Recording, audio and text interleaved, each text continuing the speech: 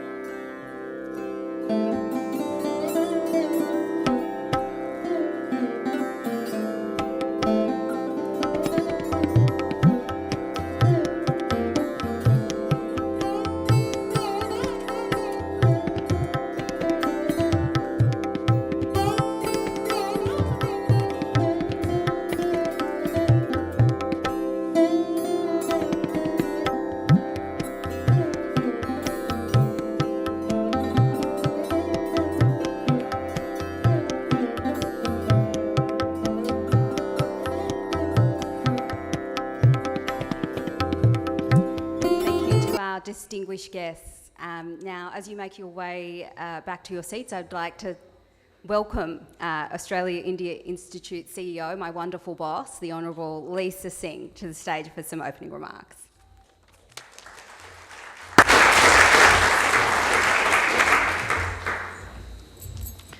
Well, thank you, Shubha, and good evening, everyone.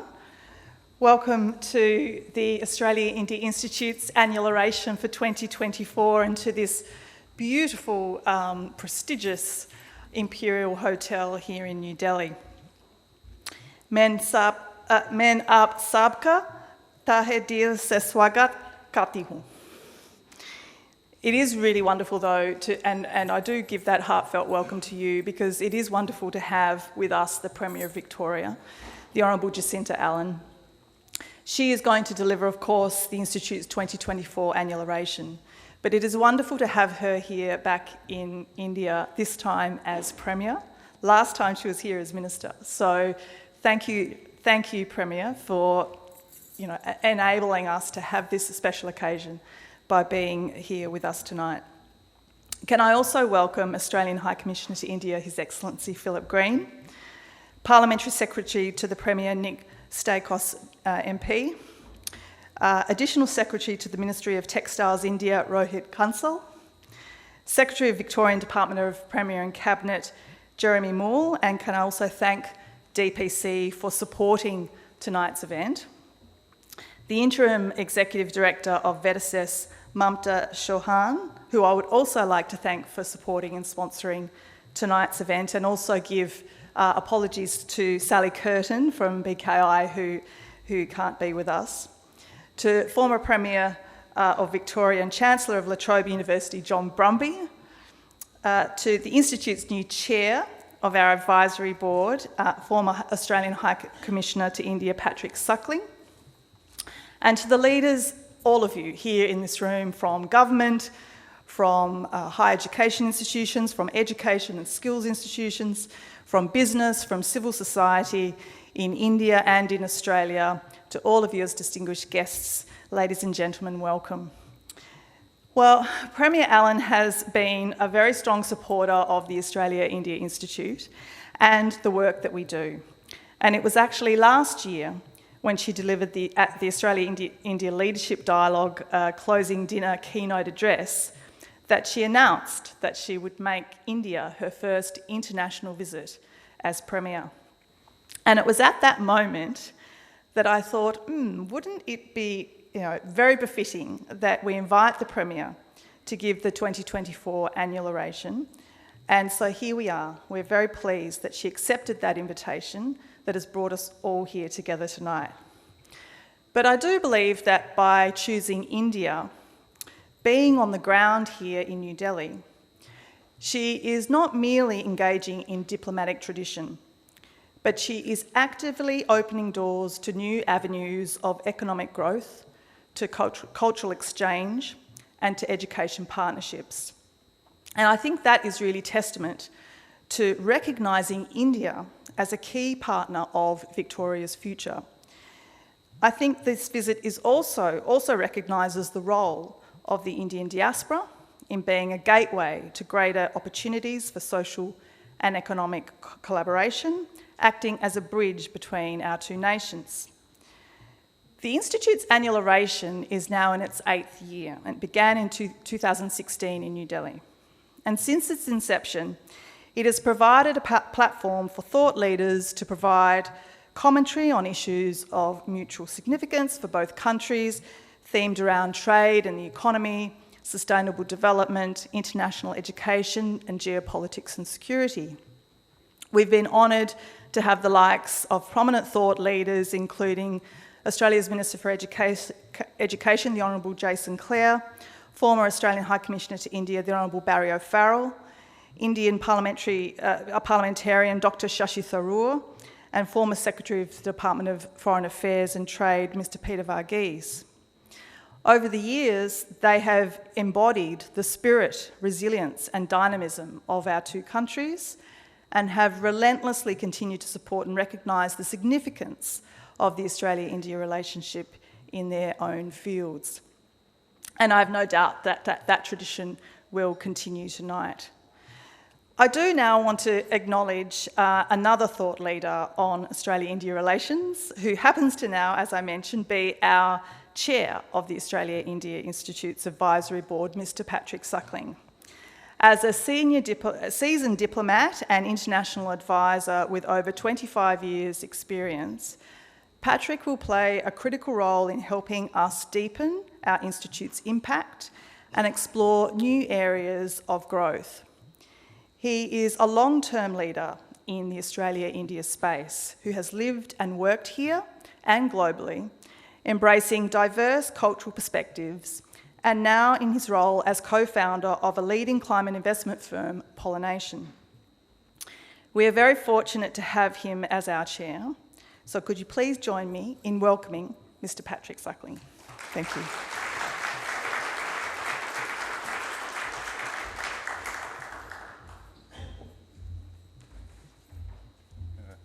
Thank you, Lisa, and I didn't recognise myself in those comments, so very kind. It's wonderful to see so many people here tonight, and particularly the Premier. So welcome, Premier. It's wonderful to have you here for the oration. The size of your delegation as well, I think, is is a very strong indication of the commitment to the state of Victoria, but also of Australia and India's strengthening bilateral relations. And it's a very opportune time to be here because I don't think the relationship's ever been as strong, and I'm sure High Commissioner Philip Green would underline that as he's kicking goals every other day in terms of that agenda. I think it reflects converging interests between our two countries in a way that are sharpening our focus on one another year by year, converging interests around security and defence as the geostrategic calculus in our region and in fact globally changes. India and Australia have a lot more in common and a lot more to say to each other and to see with each other in terms of the way we work across the world. So that's a very significant converging interest. Our economies are complementary, so there's a lot to be doing in terms of our economic strengths, respectively, and how we bring them together for mutual benefit. And the free trade agreement that was agreed recently is an indication of just how strong that agenda is. A big part of that is energy. We're an energy superpower. We're looking to be a renewable energy superpower. There's a big green, clean agenda that I know Victoria is driving very strongly, but it's been driven across Australia as well. That is a very strong force for bringing our two countries closer together. It's a genuinely strategic element of our relationship. Our people-to-people links have never been stronger. Philip gave me a book yesterday when I was leaving lunch from the residence of a former High Commissioner Crocker, who wrote a book on Nehru, which is still being talked about 60 years later as one of the best books on Nehru ever written. So there has been depth to our relationship for a long time, but there has never been the depth and the breadth that we see now in terms of our people-to-people links. There are over 1 million people of Indian origin living across Australia, the vast majority in Victoria. That's a very significant driver, an engine for the bilateral relationship. We share values. We're both a democracy. And I won't go on about that, but that's pretty fundamental. So in that sense, that's a very long history. And actually, Indian and Australian forces have fought and died together in some of the great conflicts of the last century. The Australia-India Institute is playing a very key role in this agenda under the unstinting and highly energetic leadership of Lisa. So thank you very much, Lisa. And I'm delighted to lend any support I can to the efforts that you're making across an extraordinarily diverse agenda, as you were just talking about there. We had a board meeting this morning and it was incredible, the amount of things that are going on, whether it's economic, whether it's environmental, geostrategic, security, people-to-people, cultural, and a big part of your focus, I know, is how to build literacy between Australia and India, which is an ongoing project. When I joined DFAT 30 years ago, I was on the South Asia desk. I think I was 26 years old, and that was the challenge then. How do we make our two peoples more understanding of one another? And the Institute is playing an absolutely terrific role in that centre, strongly supported, I should say, by the University of Melbourne, who are here in force tonight, among other universities. But it's terrific to see the centre opening tomorrow, and we were there today, and it's absolutely fantastic, Michael, so congratulations to you on that. But the synergy between the University of Melbourne and the Institute, I think, is part of the success story of the Institute. Victoria, in so many ways, is leading and a key part of the strengthening relationships between India and Australia. I won't go on about that, Premier, because I know you're going to speak about that. I'll give you a personal story, though. Two of my kids live in Melbourne, and we do talk about people-to-people links often being the foundation of this relationship, and that it will be increasingly the driver of the relationship as so many different people-to-people links flourish. And my eldest daughter, whose name is Esther India, because she was actually made in India, not to coin a phrase, has an Indian friend, and they were going to the cricket. And some people say we should stop talking about cricket in India and Australia because that's what we always only ever used to talk about. But to my mind, it's absolutely fundamental because it's a shared DNA and it's a very strong foundation to build on. So they used to go to the cricket together and really enjoy that. They're now going to the AFL together, Australian football. And her Indian friend has become one of the most ardent fans of the St Kilda Football Club. So, you know, just within a few months of going to those games, he's got a different perspective, supporting a different team, still goes to the cricket, but absolutely loves going to the football. And it's just a wonderful little example of how, in a very small way, these people-to-people links do bring so much richness and expansion to the way in which we engage together. It's no accident that the Premier has made this her first overseas trip as Premier. I know you're here as Minister in 2009, but the commitment, I think, underlines your commitment to strengthening this relationship across all the different dimensions that I know that you're going to speak about. And it's not that you're a flash in a pan in that sense. I know that 15 years ago, you wrote a letter to your then Premier saying that there needed to be a much stronger focus on the relationship between Victoria and India, and that you've been a very powerful driver of that agenda for a decade and a half at least. And given the fact that you're the longest serving female minister in Australia's history, you bring extraordinary political clout to that agenda. Not only that, you make things happen. As the Minister for Transport and Infrastructure, I know that you've been literally the power driving the transformation of Victoria in all sorts of different ways, and it's wonderful to see you committing yourself to transforming the relationship between Victoria and Australia in the sense that you are, including with the size and the importance and significance of the delegation that you bring here this time. So without further ado, absolutely delighted to welcome you, Premier, to give the annual oration, and over to you. Thank you.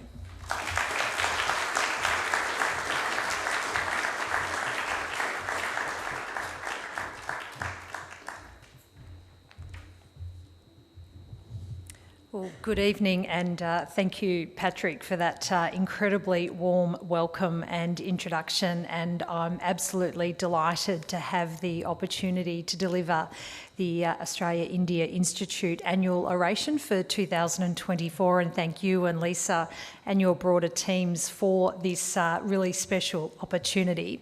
And Lisa did a beautiful job earlier acknowledging many of the guests who are here, but I would also like to acknowledge the High Commissioner of Australia to India, His Excellency Philip Green, and thank you also, Philip, for your warm welcome to the country yesterday evening as we arrived, and also too to the broader Victorian delegation who are travelling with me. It does, as Patrick has emphasised, underscore the importance of the relationship, and I'd like to acknowledge my parliamentary colleague and Parliamentary Secretary Nick Stakos, Secretary of my department, the Department of Premier and Cabinet, Jeremy Mole, and I'd also like to acknowledge Michelle Wade, our Commissioner, Victoria's Commissioner to South Asia. And Michelle, thank you and your team also for the very strong way you represent Victoria here in India and for the work you do tirelessly every single day.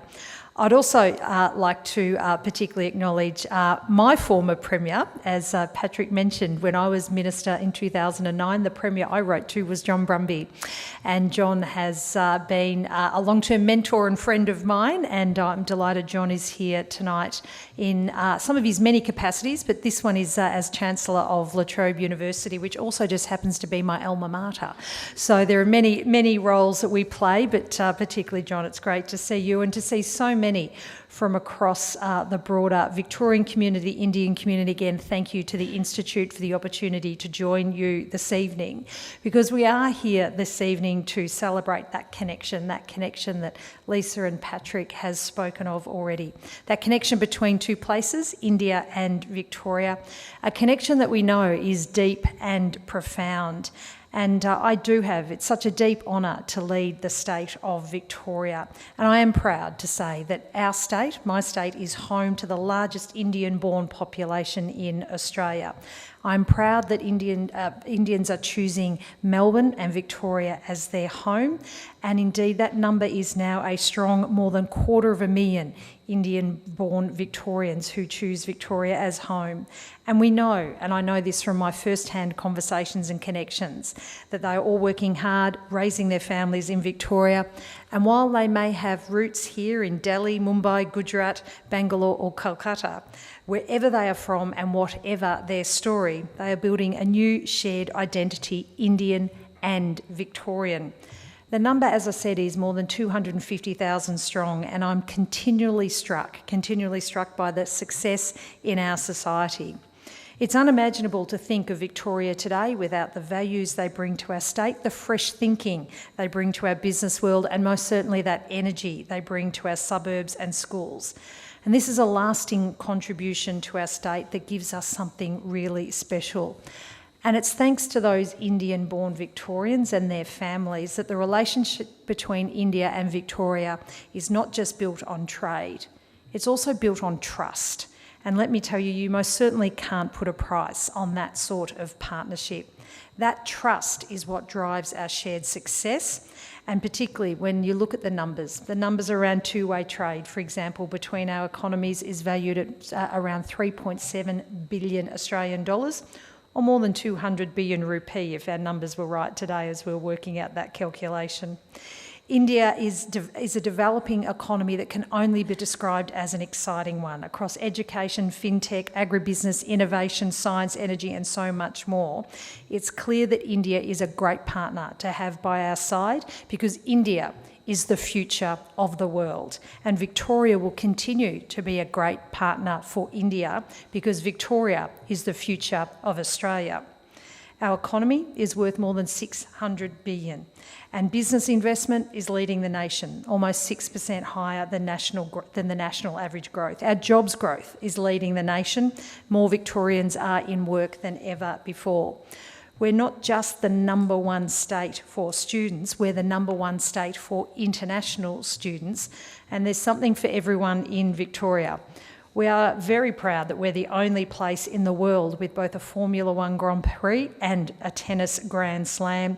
And then there's, of course, the best restaurants, the best culture, and you most certainly have never seen a game of cricket until you've seen it at the MCG.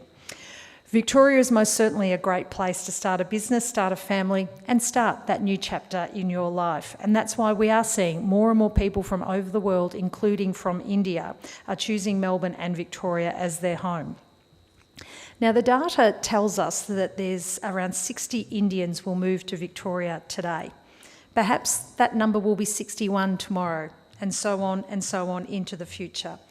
And in Victoria, we're building for that future. There's a big three that we are focused on: transport, homes, and renewable energy.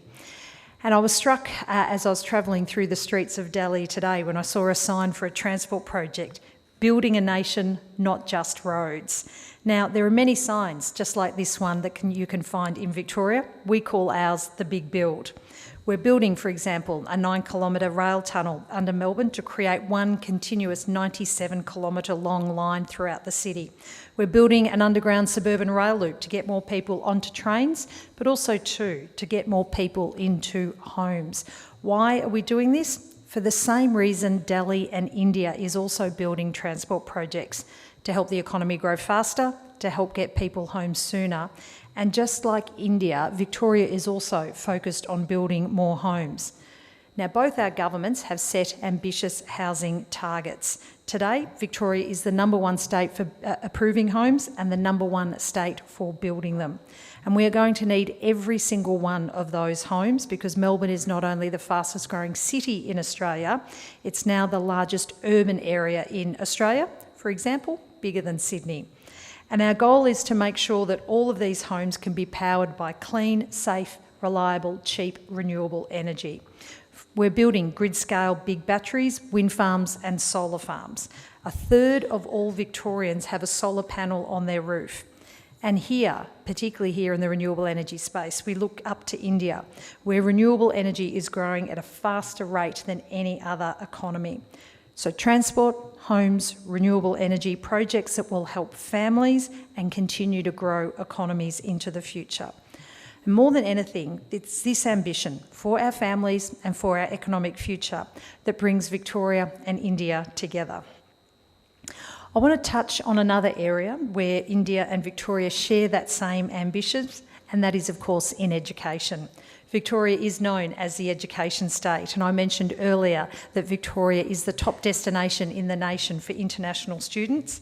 It's also the top destination in the nation for Indian international students.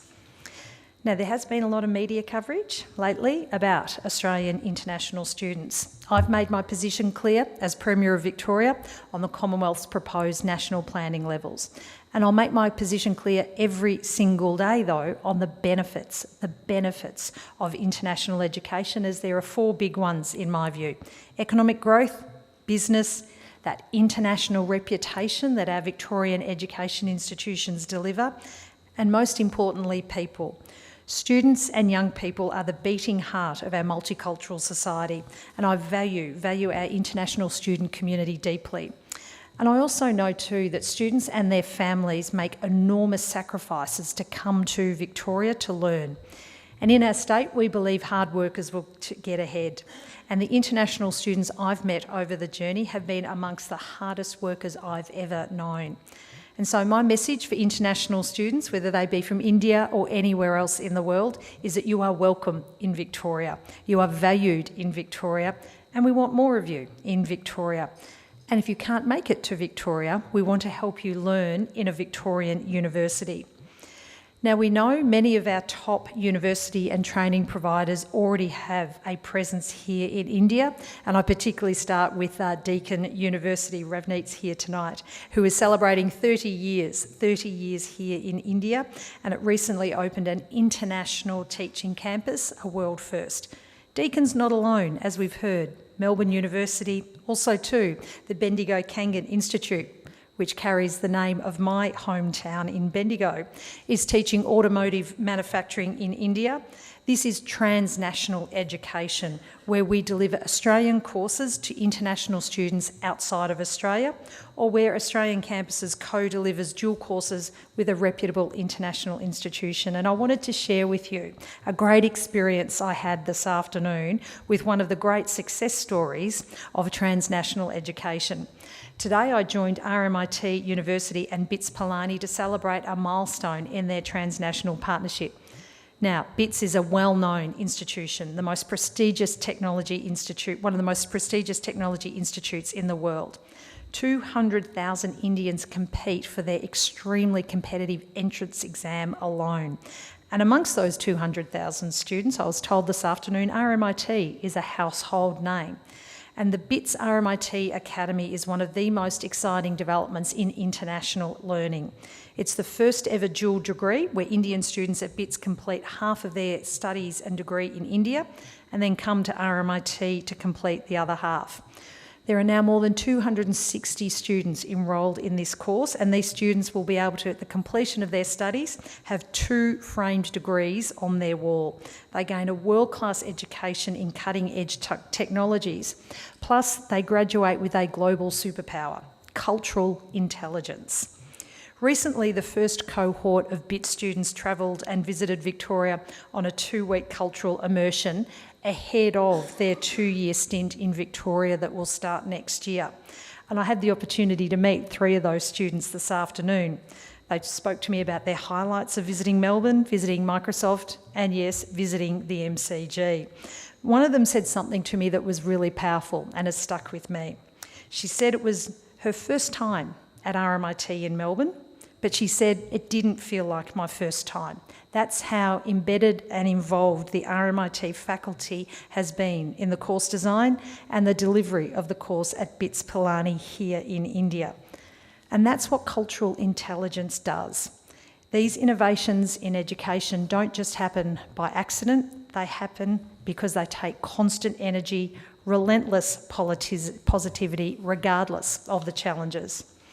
So in that spirit, while we are disappointed by the national planning levels, we just can't be negative about it. We are going to be firmly positive about the quality of Victorian international education.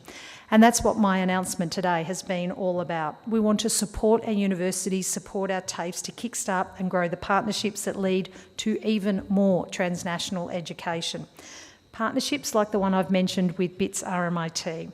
And that's why today I'm announcing that the Victorian Government will set up a new $5 million fund, the Yes to International Students Fund. And this fund will back Victorian education and training providers to boost their transnational offerings. Now, we'll be talking and listening with the sector to hear the best ideas that this fund can support with a clear mission. If we can't welcome everyone who wants to learn in Victoria to Victoria, then let's take the learning to them and partner with local communities. Now, this won't do it all, but it will send a very important signal to India, to everywhere, that we welcome international students, I welcome international students, and I can see the untapped and indeed the uncapped potential of transnational education. And it will all be built on those trusted partnerships, just like the trusted partnerships that India and Victorians are so lucky to enjoy. And I want to do everything I can through international education to strengthen that partnership. I just wanted to finish by sharing some observations. I'm in awe of this place. I've been reading everything I can about India I can get my hands on, whether it's about train building, which, as the Victorian delegation knows, is a particular passion of mine, home building or energy building, whether it's the fact that 60% of the world's vaccines are made here in India, or whether it's the incredible plans that Air India have to shake up the aviation market. Australia and Victoria look up to India and its successes in technology, in manufacturing, in engineering. We feel inspired by what you've been able to achieve. And I wanted to finish by sharing with you something I heard today at the Qutb Minar Mosque, where I had the absolute privilege to receive a tour from Dr. Navina Jafar. Dr. Jafar is using the power of dance and cultural heritage to educate women across India. And she said to me, in her culture, a woman's relationship with her world is from nature. It's from the ground up. It's grounded in the tangibles, in people and places, in community and family, in connections, in individuals. These are the footholds we use to scale the world and to see the furthest horizons. And I can think of no better approach to my state's, to Victoria's engagement with India than from the ground up. Beginning with people, beginning with the 250,000 Indian-born Victorians, the people we know and love in our state, our neighbours, our colleagues, our family and friends. Backing their growth, progressing their education and their careers, supporting the families and businesses they start, and granting them cultural respect and that great multicultural promise of the right to be whatever you want to be, yet stay who you are. This is the foundation for Victoria's relationship with the world's largest democracy, as are our shared values and ambitions for the kind of society we want to live in, the kind of world we want to build. This is the basis of our trust. It's a very special thing. I intend to cultivate it with my work and with my words. I intend to renew it with our refreshed India strategy that will be launched tomorrow. And I intend to grow it by backing the businesses and industries that power our economy. I truly believe that Victoria is the future of Australia, and I truly believe that India is the future of the world. We have an incredible opportunity ahead of us, and we are so keen to go and grab it with you together. Thank you for the opportunity to share this evening with you.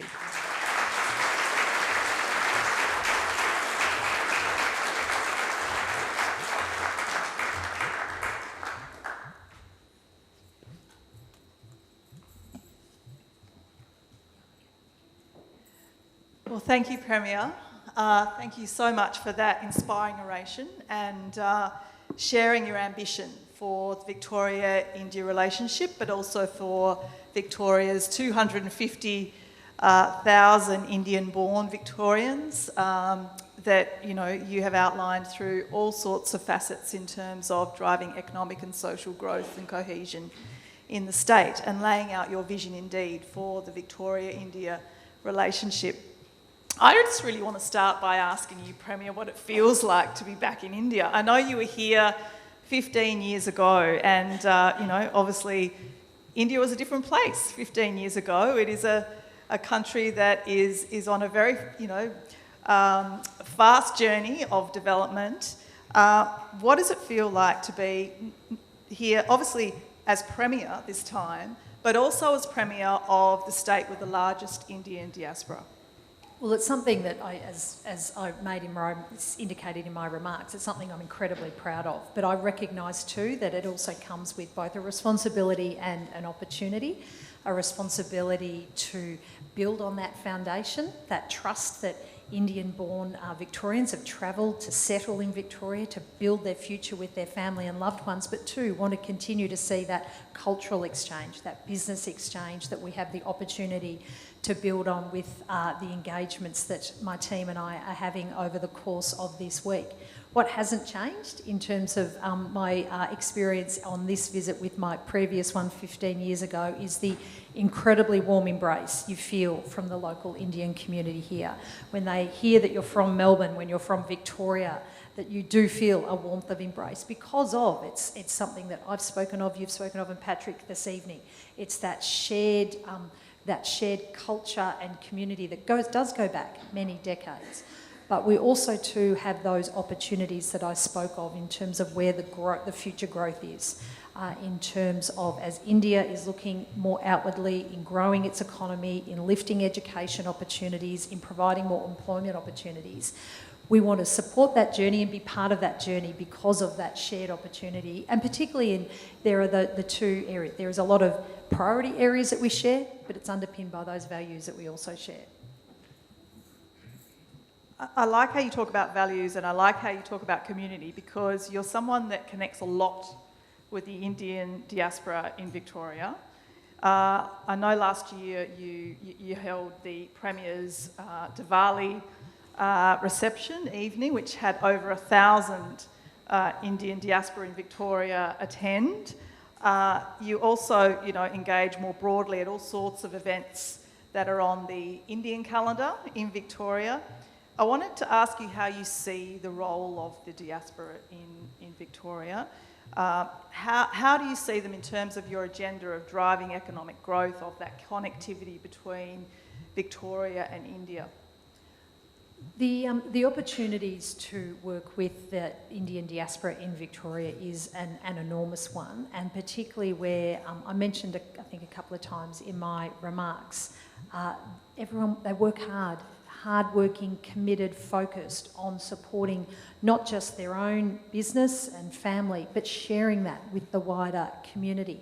And that is one of the particular aspects that, in terms of the way the Indian diaspora have, I mentioned the warm welcome I've received here, the way the Indian diaspora have shared culture and practice and tradition. And if I can share a little story, you might see it from some of the photos that are here this evening.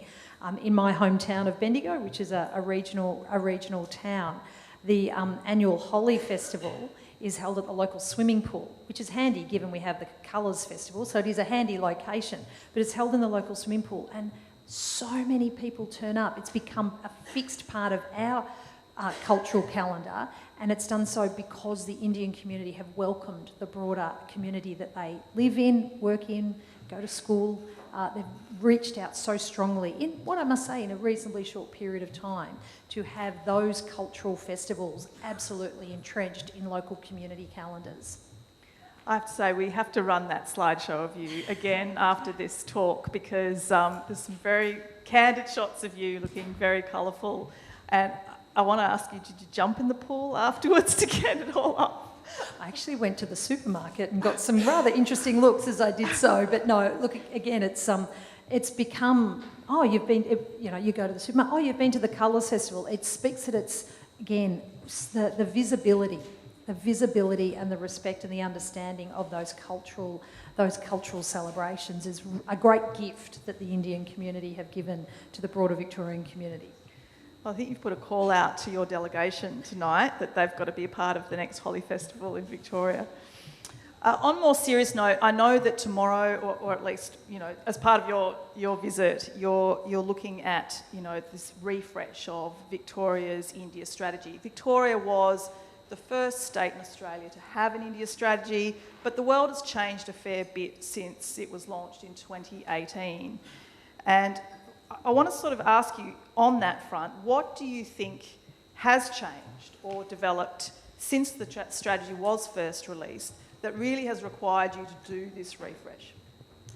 Well, I think this was a feature of some of the conversations I've had over the course of the afternoon, some of those shared challenges and pressures that are being experienced by economies and communities around the world, the inflationary pressures, the disruption to the supply chains, the workforce shortages and pressures experienced the world over, and mean that you do need to require a different look, a new look, a fresh look at how you tackle those challenges and work through them with the opportunities. And that is where the conversation we've been having around transnational education comes into play. That's an area where we can deliver more education opportunities here in India, and also too take those learnings in those particular areas around renewable energy and advanced manufacturing and technology, and take those lessons and learnings back home. And then there's also, in terms of building on the cultural experience,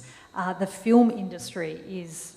Everyone knows Bollywood, everyone loves Bollywood, but it's also a really important part of our economy, the creative industries, and so that is one that has been a priority area for our government, and is one that we want to build on, again tapping into not just the vast colour and movement, but the deep skills that goes with having a strong and vibrant film industry. Yeah, everyone loves the Melbourne Indian Film Festival, that's for sure. Look, you did touch on transnational education. You did it in your oration and just now again, and I do want to go there because there's a lot going on in the international education space in Australia at the moment. Of course, it is the biggest driving sector for Victoria's relationship with India.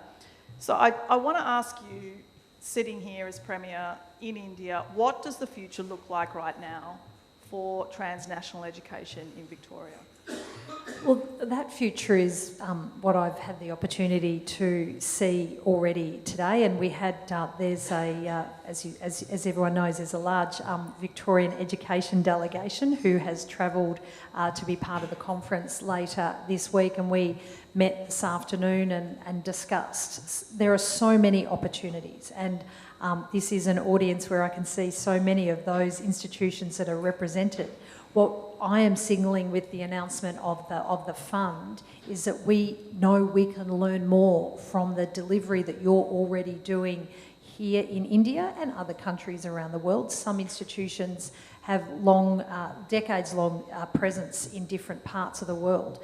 We see this as an opportunity, with the focus on international education, to look at new ways of delivering that international education, like the RMIT BITS partnership that I spoke of earlier, and I'm anxious that I don't offend other institutes that are represented here today, because there are so many different examples. I'm excited to hear about what those new opportunities look like, because they do need to focus on those people-to-people relationships that are built in country. It's also to understanding that the delivery of education, whether it's in Melbourne or Bendigo or Delhi or Bangalore, it is building global citizens. So in some ways, having the opportunity to study anywhere in the world, it benefits that particular institute, but it benefits that particular institute's hometown, because we're training and educating the global leaders of the future, and also the cultural leaders, the community leaders, and that's equally important when we consider what the delivery of international education can mean on both sides of the ocean. Well, I think this announcement of an international student fund, I think, is very timely and very exciting, and I'm sure it will be very well received by students, but also those that provide that education. So looking forward to knowing about the detail of that. I want to shift though to the fact that you are a female leader of Victoria. There hasn't been many. So, you know, in that sense, you are a role model for so many. But you've always been a champion for gender equality. And, you know, I want to ask you, throughout your political career, that has been the case. But right now, women's cricket, it has really, really come of age. It certainly wasn't the case when we were younger. It wasn't on offer, but now it has really taken off in both countries. How do you see this sport? You know, do you see it as an equaliser in terms of gender equality? And can it be translated into other fields? I do love cricket. I'm not just saying that because I'm here in India. I do genuinely love cricket. My mum used to make us watch the test matches and not cook us dinner until the last ball had been bowled. So that's how I was brought up, with watching cricket at home. What I particularly like about the role that the Indian Cricket Board has played in supporting women's cricket is it has given an opportunity through the investment of paying the players at a professional rate. It's meant that women cricketers have had the pay rates to be able to be professional cricketers like the men. It's also meant that young girls can see those pathways before them, that they can see that there is an opportunity to play the sport they love at an elite level.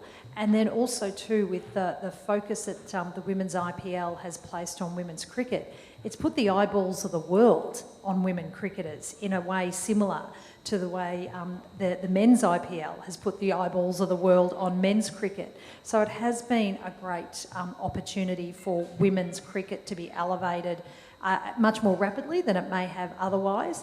And it is one of the fastest growing women's sports.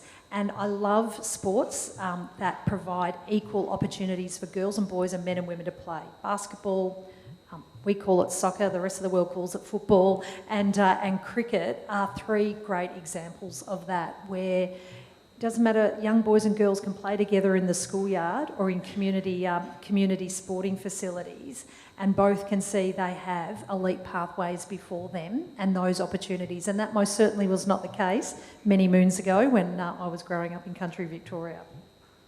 I mean, I know it doesn't sort of bring India into it, but we are looking forward to the Women's Ashes at the end of this year being played at the MCG, which is certainly going to be quite a thing. But equally on that front, you know, the Indian diaspora, or the South Asian diaspora, in fact, have certainly come out in droves to the MCG. The MCG is a real fixture in terms of your state of Victoria. How do you see that? I mean, I know you touched on, you know, Grand Prix, but it really, I mean, if we're talking India, it really is the MCG in cricket that has just been such a pivotal part of bringing our two countries together. How do you reflect on that? Well, can I share another story from this afternoon that I think that paints the picture well? I mentioned I met three students from the RMIT BITS double degree program, and two of them were young women in their second year of civil engineering degrees, and they were two of the students who'd travelled for that 2-week immersion to Melbourne earlier this year in preparation for their 2 years of study from next year as part of that partnership. And part of their visit, yes, they went to the MCG, and one of the young women spoke at great length to me about how excited she was to visit the MCG, how she got to see the iconic Don Bradman portrait when he was getting ready to walk out onto the field, that she was just so excited about the opportunity to be studying in the same city as the MCG. I think that speaks volumes about the place that the MCG has in Indians' hearts. Absolutely. Another thing that really is the glue between India and Victoria is of course the number of Indian restaurants throughout Melbourne and throughout the state. So look, as a final question, Premier, I have to ask you, you know, obviously we're about to be served, by the way, some beautiful Indian food tonight. So after this, we'll have that experience right here in Delhi. But in terms of Victoria, in terms of Melbourne particularly, you know, there's an array of North and South Indian food, but please tell us, what is your favourite? Oh gosh, I'm going to have to be a little parochial, because again, when the opportunity to have takeaway is usually when you're with family. For us, it's usually on a Friday night in Bendigo, and you can the restaurant is Sorgan Indian Tandoori restaurant in Bendigo, in the heart of Bendigo. You can see it in the photos that Lisa mentioned earlier, and the reason why I love it does a good butter chicken. I know, it's a bit, you know, it's not as adventurous as some might like. But also too, it's hosted so many events that have been put on by the Indian Association of Bendigo, which I mentioned earlier have become such a big and important part of our community. And so I've had many great events there, a bit of dancing, a bit of singing, and many good times at that restaurant. And I'm sure as a parent you ate a lot of butter chicken with your kids growing up, as I did, so completely understandable. Please, ladies and gentlemen, please join me in thanking the Premier of Victoria, Jacinta Allan.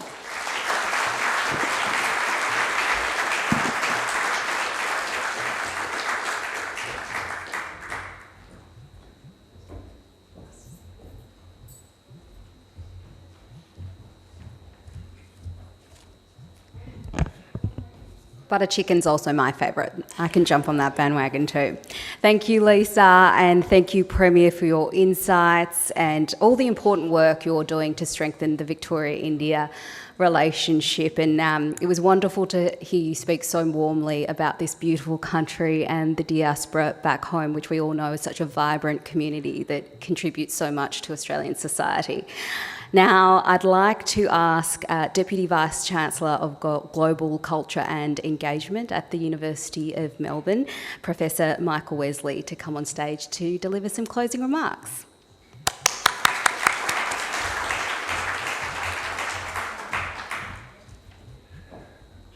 Thanks, Shubha. Premier, thank you so much for your address. When I moved to the University of Melbourne 5 years ago, I still remember one of the most significant things that I did once I'd moved to Victoria from another state. I changed the registration plates on my car. And the registration plates on my car, the Victorian registration plates, said Victoria, the education state. And that was a really significant moment for me. It shows a Victorian government that is 100% behind education in Victoria. As one of Victoria's universities, can I say on behalf of all of Victoria's universities how good it is to have a home in a state where the government is so supportive of our work, where the government has our back. This was especially the case during COVID as we struggled through a particularly unsympathetic federal government, and now as we face another short-sighted federal government policy, Premier, can I say how good it is to have your government support and your personal support. Thank you, Premier, for talking about the manifold benefits of international students for Victoria and for Australia. Your government's laser focus on education, Premier, shows your understanding that education is an investment in society's greatest asset, its people. This is something that India as a society clearly understands. The Indian government's launch of the National Education Policy, but also the fact that I think, in my view, this country has the most dynamic, growing higher education sector of any country on earth. That's why Peter Varghese identified education as the most significant sinew in the growing bilateral Australia-India economic relationships.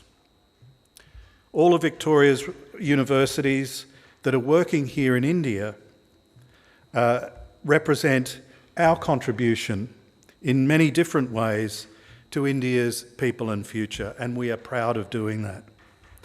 At the University of Melbourne, we are proud of our dual Bachelor of Science degree built on a revolutionary new co-designed curriculum with 5 Indian universities.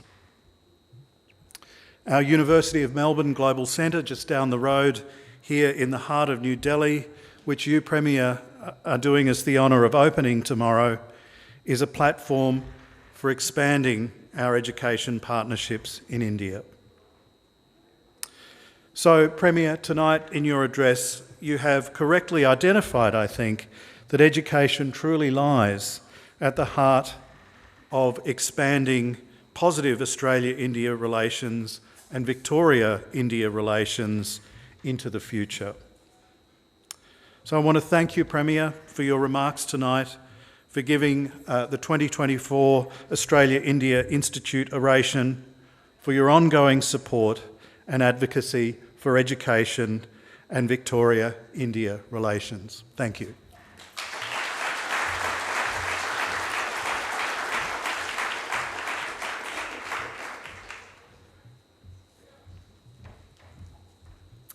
Thank you, Professor Wesley, and thank you for being such a champion of international education. I think it's an understatement to say how excited we all are for the Global Centre opening tomorrow, and as a proud affiliate of the University of Melbourne, it's a wonderful achievement. So that concludes our formalities for tonight. I'd once again like to thank the Premier for delivering our annual oration tonight. I'd like to extend that gratitude to everyone here tonight for what has been a truly memorable evening. And with that, I say namaste and thank you. Dinner will be served.